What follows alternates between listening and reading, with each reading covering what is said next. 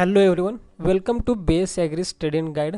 Today's lecture we have to see syllabus for livestock production and management, that is course is the AHDS 111. This is the lecture number first. तर मित्रांनो, या लेक्चरमध्ये आपण पाहणार आहोत लाईव्हस्टॉक production आणि management या तुमच्या कोर्ससाठी जे सिलेबस असणार आहे तो सिलेबस आपण या लेक्चरमध्ये पाहणार आहे आणि हा सिलेबस आपण फुल डिटेल्डमध्ये पाहणार आहोत. म्हणजे प्रत्येक टॉपिक प्रत्येक लेक्चरमध्ये कोणकोणत्या घटकांचा समावेश होतो हे देखील आपण या लेक्चरमध्ये पाहणार आहोत. So begin now. Lecture number first या ठिकाणी पहा. लेक्चर 1 to 16 या ठिकाणी आपण या तुमच्या सिलेबसमध्ये पाहू शकतोय. यामध्ये lecture number first, importance of livestock in national economy and different livestock development programme. यामध्ये काय पाहायचं आहे, जे लाईव्हस्टॉक आहेत त्याचं आपल्याला इम्पॉर्टन्स पाहायचं आहे आपल्या नॅशनल इकॉनॉमीमध्ये आणि लाईव्हस्टॉक डेव्हलपमेंटसाठी जे डिफरंट प्रोग्राम्स झाले हे देखील आपण या टॉपिकमध्ये पाहायचं आहे.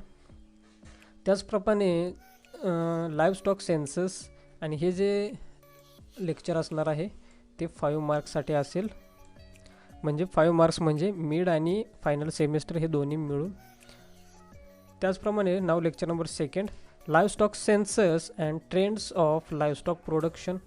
यामध्ये जे आपली गणना झाली होती लाईव्हस्टॉकची, प्राण्यांची गणना, त्यामध्ये कोणकोणते ट्रेंड्स आपल्याला आढळून आले हे आपल्याला या लेक्चरमध्ये पाहायचं आहे. नाव lecture number third, terminology used in livestock management.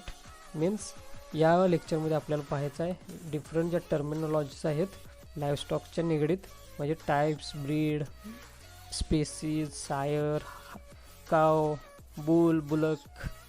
त्यानंतर जे जस्टेशन पिरियड, पार्ट्युरेशन, लॅक्टेशन पिरियड. त्याचप्रमाणे जे हाफ सीब, फुल सीब हे सर्व जे अँड हेरिटेबिलिटी. त्यानंतर जे जिनोटाईप, फिनोटाईप, एन्व्हायरमेंट. त्यानंतर स्टरिलिटी कशाला म्हणायचं, बुलर काय आहे, फॉक काय आहे, बीफ, चेवान, मटन, हे सर्व जे टर्मिनॉलॉजीज आहेत ते आपल्याला या लेक्चरमध्ये पाहायचे आहेत. नाव 4 and 5, important Indian and exotic breeds of cattle and buffalo. यामध्ये आपल्याला काय पाहायचं आहे, भारतीय आणि ज्या परदेशातील ज्या प्रजाती आहेत कॅटल आणि बफेलोच्या त्या आपल्याला या लेक्चरमध्ये पाहायच्या आहेत. त्यामध्ये पहा ज्या तुमच्या ब्रीड्स असतील हे क्लासिफिकेशन त्या ब्रीडचं तेही देखील आपल्याला या लेक्चरमध्ये पाहायचं आहे. त्यामध्ये पहा जे क्लासिफिकेशन ऑन युटिलिटी.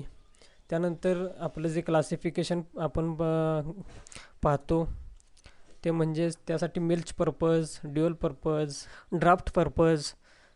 त्यामध्ये ज्या आपल्या ब्रीड्स आहेत त्यामध्ये आपल्याला याचा स्टडी करायचा आहे. त्यामध्ये इम्पॉर्टंट ब्रीड्स कोणत्या असणार आहेत पहा. त्यामध्ये गीर असेल, सहीवाल, रेड सिंधी, थार पार्कर.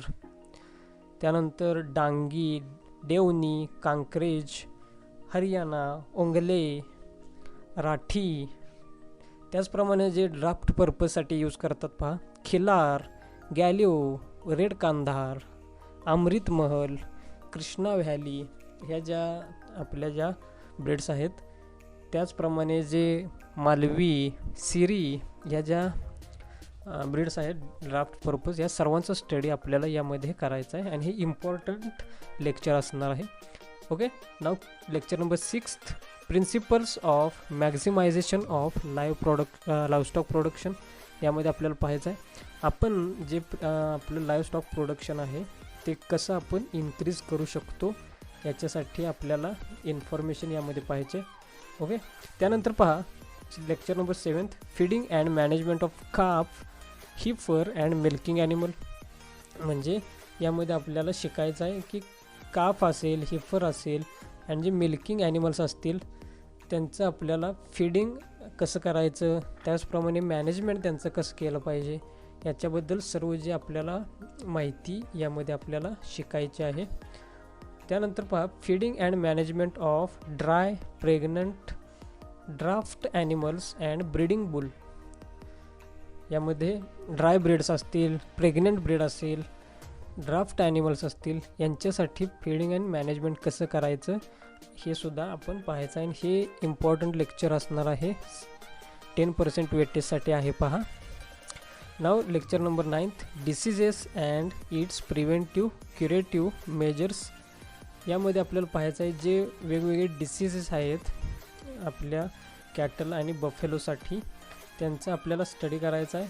त्यांचे आपल्याला सिम्पटम्स पाहायचे आहेत, त्याचबरोबर त्यांचे आपल्याला क्युरेटिव्ह मेजर्स किंवा त्याच्यावरती जे उपाय असतील ते देखील आपल्याला या लेक्चरमध्ये पाहायचे आहे. तर या डिसीजमध्ये काय येईल पहा, हेमिमोरिक सेप्टोसिमा, त्यानंतर जे येईल black quarter, anthrax, milk fever, mastitis, हे जे सर्व जे डिसीज आहेत. त्याचप्रमाणे rinderpest, foot and mouth disease, enterotoxaemia, हे सर्व जे डिसीज आहेत कॅटल आणि बफेलोमधील त्यांचं आपल्याला इटिओलॉजी पाहायचे आहे, सिम्पटम्स पाहायचे आहेत आणि त्याच्यावरती काय ट्रीटमेंट आपल्याला करायला पाहिजेत हे देखील आपल्याला पाहायचं आहे. त्यानंतर bovine male and female reproductive system. तर यामध्ये पाहायचं आहे पहा, जे रिप्रोडक्शन सिस्टीम आहे फिमेल अँड मेल बोवाईनमधील, याचा आपल्याला स्टडी यामध्ये करायचा आहे. त्यामध्ये त्यांचे ओएस्ट्रस सायकल कसा असेल, त्यानंतर जे पबेरिटी कशाला म्हणायचं, फर्टिलायझेशन्स कशाला म्हणायचं, हे सर्व आपल्याला पाहायचं आहे bovine male and female reproductive सिस्टीममध्ये. त्यानंतर पहा fertility, sterility and reproductive behaviour, oestrus and parturition. यामध्ये आपल्याला पाहिजे फर्टिलिटी, स्टेरिलिटी आणि रिप्रोडक्टिव्ह बिहेवियर एखाद्या फिमेल काव और बफेलोचं. त्यानंतर lecture number 12, mammary glands and milk secretion. यामध्ये आपल्याला काय पाहायचं आहे, ज्या मेमरी ग्लँड्स असतील आणि मिल्कचं सिक्रेशन कसं होतं, त्याचबरोबर मिल्क सिक्रेशन होताना कोणकोणत्या स्टेप इन्व्हॉल्व असतात, त्यानंतर मिल्कमध्ये कोणकोणतं कंपोजिशन आढळून असतं, मिल्कचे कॉन्स्टिट्युएंट्स काय आहेत, हे सर्व आपल्याला पाहायचं आहे मिल्क सिक्रेशन अँड मेमरी ग्लँड्समध्ये. त्यानंतर ऑर्गॅनिक लाईव्हस्टॉक प्रोडक्शन, याचं आपल्याला डेफिनेशन पाहायचे आहे. Importance, principles, standards, certifications and स्वॉट analysis, A1 and A2 milks. यामध्ये हे सर्व पाहायचं आहे. त्याचबरोबर जे मिल्कचे जे क्वालिटीनुसार A1 आणि A2 हे जे टाईप्स आहेत ते सुद्धा आपल्याला यामध्ये पाहायचं आहे. हे सुद्धा इम्पॉर्टंट लेक्चर असणार आहे, 8%साठी आहे. नाव lecture number 14, effect of climate change on livestock production. Climate चेंजचा इफेक्ट लाईव्हस्टॉक प्रोडक्शनवर काय होतो का हे देखील आपल्याला या लेक्चरमध्ये पाहायचं आहे.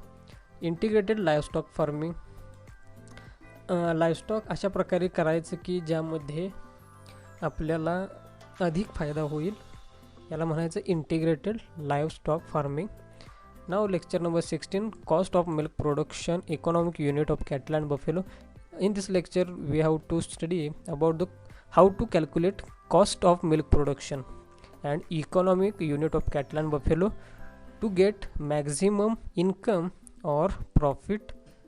म्हणजे काय आहे यामध्ये कॉस्ट ऑफ मिल्क प्रोडक्शन कशी काढायची, दुधाच्या उत्पादनामध्ये आपल्याला किती खर्च आला हे पाहायचं आहे आणि एखादं युनिट असेल त्यासाठी किती खर्च येतो किंवा त्यामध्ये कोणते घटक आढळतात हे देखील आपल्याला या लेक्चरमध्ये पाहायचं आहे. तर हे अशा प्रकारे हे 100%चे वेटेज आहे. यामध्ये काय होतं या विद्यार्थ्यांचं, मी एक सत्य परिस्थिती सांगतो की हा जो सब्जेक्ट आहे तो नवीन असल्यामुळे काय होईल, तुम्हाला थोडेफार हे जे ब्रीड्स आहेत, एक्झॉटिक ब्रीड्स, बफेलो वगैरे, किंवा टर्मिनॉलॉजीज, डिसीज, हे फर्टिलिटी, त्याचप्रमाणे रिप्रोडक्टिव्ह सिस्टीम, फीडिंग, हे टॉपिक्स थोडेसे अवघड जातील. पण याची काही तुम्हाला चिंता करण्याची आवश्यकता नाही. आपण प्रत्येक लेक्चरमध्ये एकदम सोप्या पद्धतीनं प्रत्येक विद्यार्थ्याला समजेल असं आपण प्रत्येक लेक्चर देणार आहोत. पण विद्यार्थ्यांना एक विनंती आहे, जे लेक्चर्स असतात ते शेवटपर्यंत पहा, संपूर्ण पहा, स्किप न करता.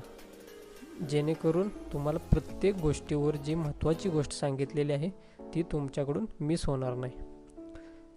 चला तर मित्रांनो, आता भेटूया आपण पुढच्या लेक्चरमध्ये नवीन माहितीसह, नवीन विषयासह. धन्यवाद.